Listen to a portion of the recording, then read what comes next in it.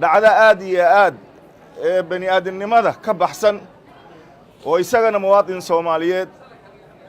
oo 45 jir ah oo 12 caruur u dhintay arrimo ayadana aan ku wanaagsanayn dhaqanka suuban iyo diinta islaamka oo ay ka abuurantay xaalad dadka Soomaaliyeed oo dhan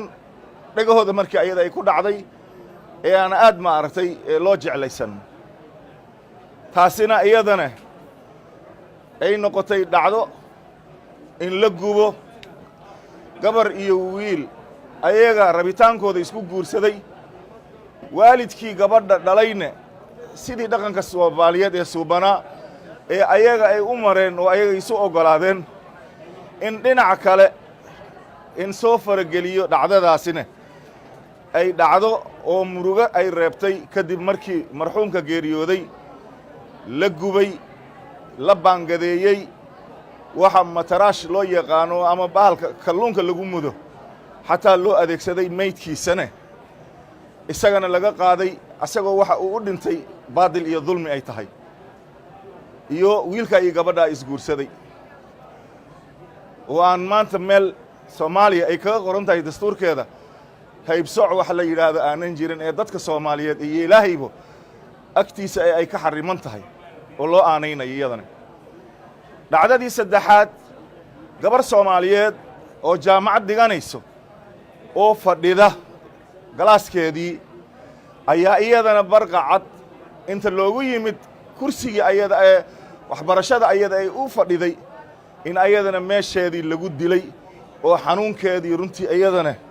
dadka Soomaaliyeed ay si aad ah u wada taabatay marka falkaas iyo dhacdooyinkaas haddaan golaha shacabka Soomaaliyeed aan wakiilka nahay bulshada Soomaaliyeed kan Zaylac joogo ilaa kan Ras Kamboni jooga inaan xanuunkooda isku si inaan wax uga nidhaahdo dawladda Soomaaliyeed haddaan nahay hay'adaheeda dastuuriga siiba golaha shacabka ayaa isoo istaajisay inaan falkaasi ka muwaadin Soomaaliyeed ka matalaadayda qaran iyo mid heer deegaanba ayagoo isugu jiraan inaan cambaareeyo isla markaasna hay'adaha nabadgelyada wixii dadaal iyo tallaabo hadda ay qaadeen anoo ku boorinayo inay haddana cadaaladda aysan meesha ka marnaanin oo fal dambiyeedkaasi dad dambilhana aanan dhicin in la hoosaasiyo kuwa ma aragtay iyaga dambiga geystay inta ayaga meesha si aanan munaasab ahayn looga saaro kuwa kale aan lagu soo buuxinin oo ay cadaalad daradii dadka Soomaaliyeed wax badan ay ka cawdeen inaysan iman taasi ayaa waxaan rabaa inaan dhiirigeliyo golaha shacabka oo leh gudiyo amni difaac cadaalad inay doorkooda qaataan xukuumadda oo durbadiiba howlgaleen hay'adaha nabadgelyada oo booliska ugu horeeyo oo aan soo dhaweynayno hadalkii ay sii jeediyeen General Bashir iyo General Barise oo intaba ka turjumaya in falkaasi dawladda Soomaaliyeed ay ka aamusinayeen hay'adaha nabadgelyada ay daba taagan yihiin in la soo dhameystiro wixii dhibaatada geystay say darsi ugu noqoto ummadda Soomaaliyeedna aysan ola kulmin dhacdooyinka foosha xun ee noocan oo kale oo haday caadaystaan dadka dambiilayaasha ah kuwa kale ay galaafan doonaan taasi ayaa dadka Soomaaliyeed ee ka xanuunsadayna aan doonayaa ayagoonan kala sooc lahayn kala saar lahayn sida Soomaalinimada iyo muslimnimada ay uga wada damqadeen ee arintan uga soo jawaabeen gaar ahaan baraha bulshada bahda miidiyaha haddana waxaan sii rajaynaynaa inaad halkiina aad ka sii wadaan shacbiga Soomaaliyeedna isaga ayaa heeriyada iska ridi kara ee dhibaatada taagan ee maalin walba isaga victimka u ah cidina aanan